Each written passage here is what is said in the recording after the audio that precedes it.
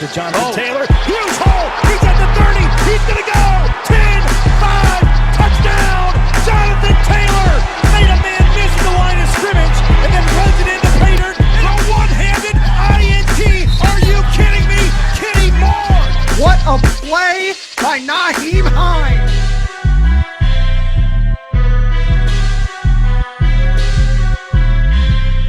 Horseshoe is back, baby. The horseshoe is back. What is going on, Colts Nation? Welcome back to another episode of the Bring the Juice Colts podcast. Well, the 2021 NFL Draft has come and gone for the Indianapolis Colts. The Colts had 7 picks in this draft, and in this video, we are going to do our takeaways and overview of this draft for the Indianapolis Colts. Andrew Thompson here with me. Andrew, I know this was a very interesting draft in a lot of ways.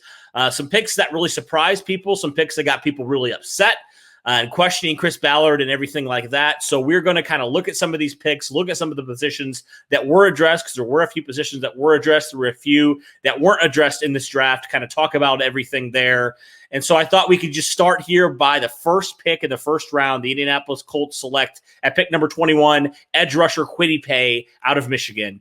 Andrew, I mean, I think that this was clearly the biggest need on defense, maybe the biggest need overall for the team going into this year. Obviously, there was guys like Christian Darrisaw still on the board, the offensive tackle from Virginia Tech, but the Colts elected to go Kwity Paye. Chris Ballard even said, we felt like Kwity was by far, he even made sure to include by far, the best player on the board there at 21. What were your overall thoughts on that, on the selection, and then also the decision to pick Kwity Paye over a guy like Darrisaw or maybe some other prospects that were still on the board at that point? Well, I think I mentioned this before, Cody. When Paye was picked, I thought it was a home run, and I still think it is. I think that the Colts should absolutely have zero regret about taking him at 21 over Darrisaw. Listen, let's go back to the Buffalo game. This is something that I think you had mentioned and so many others have mentioned. What was the biggest problem with the Colts in that playoff game? It wasn't the left tackle, because Phillip Rivers wasn't touched. And the Colts rushed for like over 100 yards, I think, in the fourth quarter alone during that miniature comeback, if you will. The problem was the pass rush, particularly on the edge. So what do the Colts do? They address arguably their biggest weakness in edge rush. They go out and they get Kwity Paye, and they go out and they get Dio, a guy that we'll talk about here in just a few seconds. But Paye is, in my opinion, or was, the best pass rusher in this class. And many mock drafts had him going anywhere from maybe 12, 15 to maybe early 20s. So, I mean, I was kind of shocked that he got to 21 and he didn't go any earlier. I thought for sure when Minnesota was sitting there before they traded with the Jets at 14 that they were going to take him. And, you know, he ends up following, obviously. And I think the Colts should have zero regrets. I think Paye is going to come in and make an immediate impact without question. Yeah, the thing I like about Paye is he's not just a pass rusher himself, right? You think of guys like Azeez Ojulari or some of those other guys that are maybe more speed rushers, or even some of the guys on the Colts' current roster. You wouldn't say a guy like Kamoko Oture, maybe even Ben Banogu, is a 3-down guy right now. But the thing with Kwity Paye is the fact that he really much is. Like, he's really good at stopping the run. Kind of looking at some of his tape at Michigan, I mean, he was fantastic at setting the edge. And he's very versatile as well, which I think is interesting. You know, Michigan, I think, honestly, people look at the stats and some people are like, well, why did the Colts feel like they need to pick him here? The stats aren't the greatest. Like, I think 11 sacks in his total career. But I think the fact, due to the scheme a little bit with how Michigan used him or didn't use him on the edge, kind of reflects there. But overall, he's just an overall solid prospect, I feel like. And I feel like he's the safest guy out of any of these pass rushers. I know a lot of people, including Derek, love Jalen Phillips, who went a couple picks before. But I think overall, Kwity Paye, you don't really worry about the injury concern at all with him. I think he's a durable player, and he has a chance, honestly, Andrew, in my mind, to be a 3-down player from day one, which I think gives him a great chance to be a starter from day one and really get his feet wet right away in this Colts defensive end room. So overall, I loved Kwity Paye pick. I love that pick. I thought it was fantastic for what the Colts wanted to do. We know how much the Colts love to stop the run, and Kwity Paye, man, is a very built individual. I mean, my goodness, just looking at Kwity Paye, just like, I saw different people saying, even the Colts tweeted, I'm glad this guy's not going after our quarterback. Like, to pair him alongside with DeForest Buckner and Grover Stewart and whoever the other edge rusher is at that point, man, I mean, this is such a major upgrade. I mean, Jim Irsay even said our team is better because of that pick right away. And then also, obviously, the Colts. This one I think was a little bit of more of a surprise, Andrew. The Colts selected Dio Adangbo, defensive end from Vanderbilt. Now, this one was the shocker. This is where Colts fans started going, what? Why in the world? I mean, if you saw our initial reaction, Andrew, we were surprised too. We were like, what in the world? Why did we select another defensive end, right? Another defensive lineman here in round 2. We were shocked. But Ballard has said he was by far the best player on the board. Again, BPA here by Chris Ballard. And the thing I like about Dio is the fact that, first off, his arms are insane. I think he's 99th percentile in arm length. One of the longest guys, has some of the longest arms of any prospect in a long, long time. And he's just an athletic freak, man. And he can play inside, he can play outside, and he's a very disruptive player.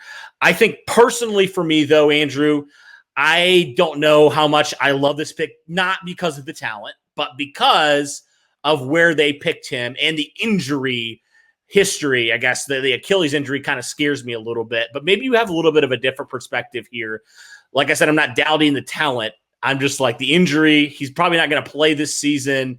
And also there were some other needs maybe there. Maybe you could have traded back or whatever, but I respect the discipline that Chris Ballard and company have going BPA here again. What were your thoughts on the Dio pick? Well, I'm going to agree with you. I don't know how much I love the pick either. And for the same reasons. The talent's clearly there. I mean, you mentioned it. He has one of the largest wingspans of any defensive end coming out in the last at least 10 plus years. The traits are off the charts. The characteristics are off the charts. I mean, everything. And Chris Ballard even said, Dio stands for everything we want to do or we want to be as an organization. We know, as we've said on here many of times, how much Chris Ballard and Frank Reich and Jim Irsay value character guys really over anything. I mean, traits and everything could be there, but if you don't fit the locker room in terms of your character, they're not going to take you. It's that simple. And while Dio may not help the team in the immediate future, I think in the long run, this has a chance to be a very solid pick. Chris Ballard even said, we had a first-round grade on him. And I believe it was Stephen Holder of The Athletic who tweeted out, said he spoke to a couple different people who said that had the Colts not taken him, there were a couple of other teams that were going to either trade up for him or take him when they ended up picking. So the Colts were the only team that were high on Dio. So they had to have seen something. I agree. There were some tackles that I wished the Colts would have traded up for. Tevin Jenkins, Dylan Radins, Walker Little, just to name a few, because of the need at left tackle. That was something that I had advocated for Friday when day 2 and day 3 was happening. That was something that I hoped the Colts would do on that day was to trade up for a left tackle. And they stuck where they were at, and they took a guy who has a high ceiling or has what they consider to be tremendous upside, but he may not help right away, and that's okay. Yeah, I kind of look at it like this with the Dio pick. I mean, first off, Chris Ballard's been doing this for how many years now? Made some picks, even last year, Jonathan Taylor. So we shouldn't be surprised as fans anymore that Ballard is not afraid to take the best player available, even if we don't think it's necessarily the need they should be addressing. I mean, Ballard even said there were some tackles that went obviously before the Colts, which I think is a big deal. But he even said then Dio was even more higher rated than those guys, which I think is a very interesting statement by Ballard himself there. But I think I kind of look at it as like, maybe he'll play this season, maybe not. Maybe it's a redshirt season for him. But regardless, it's not like the Colts, the cupboard's bare there on defensive end, right? The Colts still have some guys at defensive end and defensive tackle that you like. And so I'm kind of like, I wonder if the plan with Dio is to let him just rest up, recover, take as much time as he needs, not banking on him making really any impact this first season, but letting some of those younger guys, Kamoko Toure, Ben Banogu, Tyquan Lewis, kind of play it out a little bit. And then whether that is in the middle of the season or maybe that's at the season's end, if one of those guys still hasn't shown anything, maybe that's when you cut ties with one of those former second-round picks, or maybe one of those guys like Isaac Rochelle, or maybe, even like Al-Qadim Muhammad, and you go for a guy like Dio there.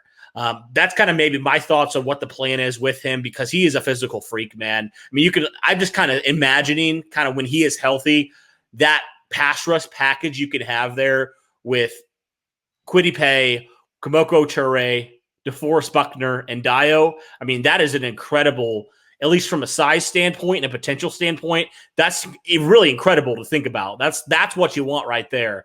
So overall, I get it. I was a little bit like confused and frustrated at that pick at first, but I think the more Ballard, and I've kind of learned to trust Ballard. When he falls in love with a guy, I mean, I've kind of learned to trust him. And let's be frank, Andrew, Chris Ballard, the defensive ends that he has drafted up to this point, they've kind of stunk up to this. I mean, honestly, they've shown potential, but they haven't lived up anything. None of these guys have yet. And people tell me all the time that I'm too easy on Ballard or pro Ballard all the time.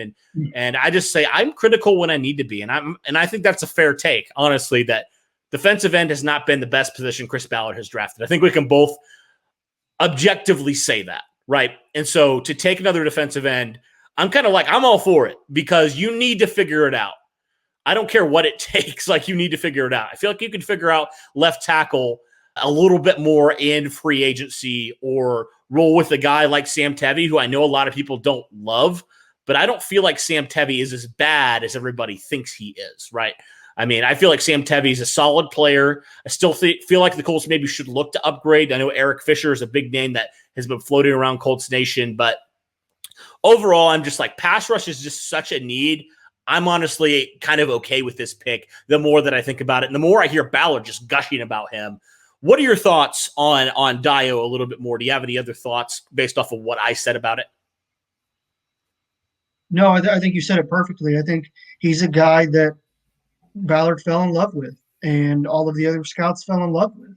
I mean, that's high praise. Think about it. A second-round pick, to say that they had a first-round grade on him and that other teams, according to different reports, had significant interest in him, that tells you something, right? I mean, it has to. Yeah. I mean, and as you said, the defensive ends that Chris Ballard has drafted thus far, they've been okay.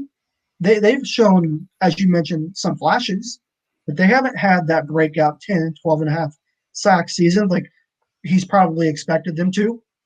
Taekwon Lewis has been hit or miss. Kamoka Toure has had some flashes. He's been hit or miss. Ben Banigou has done next to nothing thus far. I mean, and how do you win football games, Cody? Let's break that down. I mean, yes, in today's NFL, it's obviously trending more towards being more pass heavy. We understand that. So you have to have things in that area. However, ask the Tampa Bay Buccaneers how they won the Super Bowl. Ask the New York Giants when they took down the New England Patriots in 2007 and 2011. How did they win the Super Bowl? Four-man rush. Ask the Philadelphia Eagles not too long ago. They won their first Super Bowl in franchise history against the Patriots. How did they do that? Pass rush. It's that simple. In order to beat guys like Patrick Mahomes, like Tom Brady's, Aaron Rodgers, I mean, all these quarterbacks that are so dynamic, you have to be able to get home. And yes, it's a very cliche saying to a degree, but the better your pass rush is, the better your secondary is, and vice versa. Your corners, I mean, obviously don't have to cover very long if you're getting there within 2 to 3 seconds. So I trust, similar to you, what Ballard is doing. He has been one of, if not the best general managers since taking over for the Colts. I mean, think about it. Let's just real quick, let's look back to where the Colts roster was 4 years ago. How old they were, how slow they were. Just they were just out of date to a degree. I mean, there were some fairly solid players on defense, but that's all they were. They weren't home run players. Now you've got a defense that is young and aggressive and hungry and ready to come in and play at an elite level. They were really, really, really good last year. Now with the upgraded pass rush, and I'm not just saying this, I genuinely mean this from an objective standpoint, I think the Colts have a chance to be one of the elite pass rushes in the NFL this season. If Kamoka Toure or Taekwon Lewis step into that other defensive end role, you have Kwity Paye, you have Grover Strait, you have DeForest Buckner, you have a very, very solid defensive line group. And if they all can come together and gel really well and learn from each other, I think that this has a chance to be one of the better pass rushers in the NFL, without question. Especially with the scheme that you run, right? Your scheme is predicated on getting pressure at the quarterback. If you can't get home, this scheme is going to fall apart. I mean, we've seen that. I mean, we saw that down the line this last season. As good as the Colts defense was at the beginning of the season, when they couldn't get pass rush near the end of the year, they got shredded. Let's be completely honest, they did. Even that week 1 game, Gardner Minshew shredded them because they could not get pressure on the quarterback. And you're completely right. And going back to the Dio pick really fast before we move on, and we've been talking about this for a while, but I think it's needed to be talked about because there's been a lot of controversy around it. I love it when Ballard does this, when he gets a player that's injured, right? And he has a first-round grade on. I mean, honestly, you look back to Julian Blackmon last year. I love when he gets the talented guys that the only concern is just a potential major injury that they're going to have to take some extra time to get back from, because that gives them more talent. It gives them basically a first-round talent in later rounds, which I think is absolutely genius by Ballard and company. But, yeah, I honestly, I don't know. I'm still I get the frustration, but I also get where Ballard is coming from, and I respect it. So I think we can just leave it there. All right, let's move on now to the fourth round. If you remember, the Colts don't have a third-round pick because of the Carson Wentz trade. In the fourth round, the Colts address tight end. They select SMU tight end Kylen Granson. Now, Granson, a little bit shorter, 6'1", about 240 pounds, but he's essentially a wide receiver tight end, right? That's what a lot of people said. He's basically a wide receiver at the tight end position. He's very, very, very good in the receiving game. He was really good with SMU, and I just think he provides tremendous upside for what the Colts want to do overall at the tight end position. I think he complements Mo Alley-Cox and Jack Doyle, who are solid players. A lot, I would say, pretty split in terms of run blocking and pass catching. I would say he has obviously now the highest ceiling as a pass catcher. What were your thoughts on the Colts getting their tight end in the fourth round in Kylen Granson? Well, to be completely honest with you, I didn't know much about him until they started breaking down the production that he had while at SMU. And the comparison he drew was Trey Burton, a tight end the Colts had on their roster last year, who, although didn't have the greatest season in terms of production, had some moments, right? The game against Green Bay, the game against Tennessee, he had a couple of nice catches and a couple touchdowns. I mean, he played fairly well, and now they get a guy with a similar skill set and a similar body type. More of a pass-catching tight end. I don't think he's going to come in and be an elite blocker for you. But nonetheless, I think he's going to come in and give the Colts more of a vertical threat at tight end. And that's something they've been searching for since, and I know Colts fans may hate me for saying this, but since Eric Ebron left, they haven't really had that vertical threat at tight end. I mean, Jack Doyle's been okay, more of a run blocking tight end, and he's decent in pass catching, but he's not going to stretch the field vertically. And Mo Alley-Cox has shown some flashes, but hasn't been productive enough. So to me, Kylen Granson in the fourth round, given the production, the things that I've seen and heard, seems like a really, really strong pick. And I think if there's any coach in the NFL that knows how to utilize tight ends, it's Frank Reich. Yeah, I mean, we even had on, we joined a Zoom call yesterday with the Colts with Kevin Rogers, director of player personnel, and I asked him the question about Kylen Granson. I said, what does he provide? How does he complement these other tight ends? And he said, honestly, I feel like it was the perfect situation. He's the perfect fit for what we want to do. And you're right. He talked about the whole idea of vertically stretching the defense. He feels like he adds a new element to that tight end room. So, I personally, I agreed. When we collected him, I was like, okay, who is this guy? I hadn't really heard about him. I know Brevin Jordan was on the board, and Derek and I were like, oh, are the Colts going to go get him? But obviously they felt like Kylen Granson was the better fit for their offense. And I think from what the Colts said, he was kind of the last tight end that they really regarded in a high way. So I think that speaks volumes to the kind of player they feel like Kylen Granson is right away. So I like that selection. In round 5, the Indianapolis Colts address secondary, selected Sean Davis. So now that's the second Sean Davis at the safety position out of Florida. They select him here in round 5. What are your thoughts on the Colts addressing this secondary with Sean Davis? Yeah, I thought it was a decent pick in terms of value. Another guy that I don't really know a ton about until I take some time to look at his film at Florida and talk to a couple different people and whatnot. I will say my coworker at Stampede Blue, Zach Hicks, does a fantastic job of breaking down all of his picks on his Twitter. He broke down the Sean Davis pick when it first happened. And from what I can remember correctly, he said that he was pretty decent in coverage, but had some issues with tackling. There are some videos on his Twitter. Be sure to go check those out for more in-depth analysis on that pick. But in terms of what I saw, I thought he'd be a solid rotational player. Do I think he's going to come in and start over Julian Blackmon or Kari Willis? Probably not. But I think he could potentially develop into a very strong backup. It's a solid pick. Yeah, I think overall he's a good special teams guy here for year one. I think that's a good spot for him to start right away and just make an impact on special teams because he did obviously at Florida as well.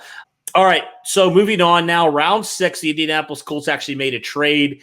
And with that trade at pick 218, they drafted, talk about another controversial one, in the 6th round, no less, Sam Ehlinger, quarterback from Texas. Now, people were flipping out about this, Andrew. I mean, when I say flipping out, I think I'm putting it lightly. Colts Twitter exploded at this happening, at this pick. Some people like the pick. Some people absolutely hated this pick. Where do you stand on Sam Ehlinger and also the fact that the Colts drafted him? What does that say about the backup quarterback competition? Well, I think first off, it says that the backup quarterback competition, rather, is fairly open. I mean, we haven't really seen much of Jacob Eason because there wasn't a preseason last year, so we don't really know what he provides. Although we like, the little bit that we did see at some of those practices last year. But the Colts have carried 3 quarterbacks on their roster for the last 2 or 3 seasons. Jacoby Brissett's in Miami, and the only other quarterback other than Carson Wentz is Jacob Eason, pardon me. Now you bring in Sam Ehlinger, and you let Eason and Ehlinger compete for the 2 and 3 spot. I mean, I have no problem with the pick. Do I think Sam Ehlinger is better than Carson Wentz? Absolutely not. Do I think he's going to come in and start over Carson Wentz? Absolutely not. No. But he's going to create competition. I mean, how many times is Ballard going to have to stress the importance of competition? He doesn't care if it's at the quarterback position, at the running back position, at the defensive tackle position, or at the punter position. He is going to bring in competition where he sees fit. And in this case, he has 2 quarterbacks on his roster currently in Wentz and Eason. So he goes in and he drafts a guy like Sam Ehlinger. And it's nothing more than backup quarterback competition. That's all it is. And I don't think that there's really much to it. I think he's got some decent traits from the film that I saw. I think he's a very solid individual in terms of his character. Again, we just talked about the importance of drafting character-driven individuals. And that's really about it. I think he comes in and he provides a solid leadership characteristic to the locker room, and I think he comes in and competes with Jacob Eason. That's really about it in my mind. And just to clarify, no, Carson Wentz isn't freaking out about the Colts selecting the quarterback in round 6. Some people had speculated that. And you even texted me yesterday, Andrew, just like face palm, basically like, oh my word. People, stop trying to make narratives where there's none.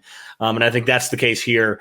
But yeah, I think who's to say that Jacob Eason is the backup, right? Like, who's to say that? Chris Ballard has not come out and said Jacob Eason is our backup. He said we'll have a chance to compete for our backup. And I think that speaks volumes to just the fact that the Colts, I mean, let's be honest, they haven't seen much of Jacob Eason. They really haven't. They haven't seen him in a preseason game. They haven't seen him in a regular season game. They've barely seen him in training camp. So I think just adding that competition, you said it. And with a quarterback like Carson Wentz, who, yeah, I get it. We think he's probably going to stay healthy with this offensive line and all that, but he's had his share of injuries too. So you can never, I think this is more of a, obviously for the backup competition, but also what happens if Carson Wentz goes down, right? You need to continue to help yourself out in that way and just create competition for, your backup quarterback position. So I'm totally okay with this pick here. Although I would have liked the Colts maybe to go look at like a cornerback or something along those lines. I get this pick from that standpoint, the competition standpoint. I know it's a little bit controversial, but I think I'm right there with you, Andrew. And now moving on to the 7th round, the Indianapolis Colts at pick 229 select Mike Strawn, wide receiver from Charleston. So smaller school guy, but a physical freak, Andrew. I mean, all measurements, he is one of those physical freak wide receivers, similar to Desmond Patman last year that the Colts drafted. What were your thoughts here in the 7th round, the Colts going wide receiver? Again, it's similar to the Sam Ehlinger pick. You can't ever have too much competition, right? You have Desmond Patton, Michael Pittman, T.Y. Hilton, Ashton Dulin, Zach Pascal. You have all of these guys who are solid players in their own way, but there's nothing wrong with taking another big body wide receiver. We saw how strong of an impact Michael Pittman had towards the middle and end of last season, and we expect him to take that leap going into year 2. We didn't really see much of Desmond Patton, and but they like what he potentially has to bring to the table, and same with Strawn. What happens if Pittman goes down? We know he had that injury earlier in the season, and so he was out for a while. We talked about, does Desmond Patton come in to replace Pittman because they share that same body type? What happens if Patman goes down? I mean, it's just insurance, I would think. I mean, that's not to say that's not an indictment on Strawn. It's not to say that he can't play, but it's better to have a backup plan and to be prepared because injuries happen in the NFL. That's just how it works. Than to have a body type or a receiver with a body type of like a Michael Pittman or Desmond Patton go down, and then you have no backup plan. You have no backup plan in terms of the physical traits. You have no backup plan in terms of what he brings to the table in terms of characteristics and overall productivity and those sorts of things. I mean, we have to remember here that when the Colts draft offensive players, they have to not just fit the locker room, the character and everything. They have to fit what the Colts do offensively, obviously. And that's what I think part of the reason why they drafted him, because he fits not only the body type that they're looking for, but he could come in and potentially be a replacement if, like I said before, Pittman or Patman or some of these other big-bodied wide receivers goes down. Yeah, I think he's just another guy that you continue to probably put on your practice squad and develop like they did with Desmond Patman last year. I mean, that is such a Ballard thing here in these later rounds that you'll notice. He gets those guys with those elite traits, those elite size at wide receiver. He's even done it with guys like EJ Speed, Marvell Tell. Like, he continues to do that. So overall, I like this pick. I think, he's physically all you're looking for. He's just, the level of competition isn't there. I mean, coming from Charleston, I think that speaks for itself right there. I mean, he was playing in a D2 school. So just another guy that's a little bit later on who'll have to acclimate to the NFL level. And that's fine. I mean, that's what the Colts want to do with their wide receivers here in these later rounds. And then the final pick, the Indianapolis Colts finally address offensive tackle. They select Will Fries, offensive tackle from Penn State. What were your thoughts on this one? Well, first off, I think a lot of people love his last name because who doesn't like fries, right? That's like a staple for American food. I don't know. I don't know why I brought that up, but I did. I mean, it's just well, the question is, what kind of fries is he? Because if he is, well, okay, what are your favorite type? This is totally off topic, but here we are. What are your favorite type of fries? I personally am a curly fry fan. There are certain fries that I really, really like, and curly fries is one of them just because it doesn't get any better, in my opinion. And then you have crinkle cut and you have, basic fries. I don't know what you would call fries without crinkles or straight fries, I think. Yeah. Fries. I mean, it's and it depends on where you go too. If you go to a particular area that's got really good food, and like you said, we're way off topic, but here we are. Here we are. I hope he's not crinkle fries because those are my absolute least favorite. Maybe that's controversial. I don't know, but anyway, going back to the player, Will Fries, what were your thoughts on him? Well, like you said, they finally addressed offensive line. And again, I'm going to credit my coworker at Stampede Blue, Zach Hicks. He said that was one of his favorite late round players and that he's got a really solid potential. One thing that I will say that some of the Colts beat reporters have pointed out is his versatility along the offensive line, the ability to play both tackle spots and both guard spots. So that cannot be stressed enough, in my opinion. He reminds me of a guy like Joe Haig, a guy that could play all 5 spots along the offensive line. And in this offense, versatility is important. I mean, we saw Quentin Nelson move over to left tackle for a couple drives against the Las Vegas Raiders last year. We saw the importance of when Anthony Costanza went down, having a veteran backup left tackle come in, so the Colts didn't have to shift around a whole lot. But Will Fries as a player, I think, has a lot of upside from what I've heard. I haven't done enough film review on him to be able to give an educational, an accurate statement on whether or not he's going to pan out. But I think he has potential from the things that I've heard and the things that I've seen. I think he has a chance to be, like I said, similar to a Joe Haig type player, a guy that can play more than one position along the offensive line. And it's hard to find those kinds of guys in today's NFL. Nowadays, you're strictly a left tackle, or you're strictly a right tackle, or a guard, or a center, or what have you. But versatility, it cannot be stressed enough how important that is in today's NFL and how important it is to a degree in the Colts offense. Absolutely. I know a lot of people thought that he would go a little bit earlier than the 7th round, so I think that's the reasoning why some people even said like 4th round. He was a 4th round talent. So I think that's an interesting thing in itself right there. Again, we'll see obviously what happens there, but I think he can be very versatile, like you said, and that's what you want from your offensive lineman, especially in round 7. If he can contribute in any way, I'm good with that. All right, so that does it for the 7 picks for the Indianapolis Colts in the 2021 NFL Draft. And now we'll move on. The final thing we'll talk about, our final draft thoughts. Andrew, final draft thoughts from you, my friend. Yeah, I'd give this draft a B to a B plus, and it's hard, as you said, to give the draft a grade, if you will, without seeing these guys play first.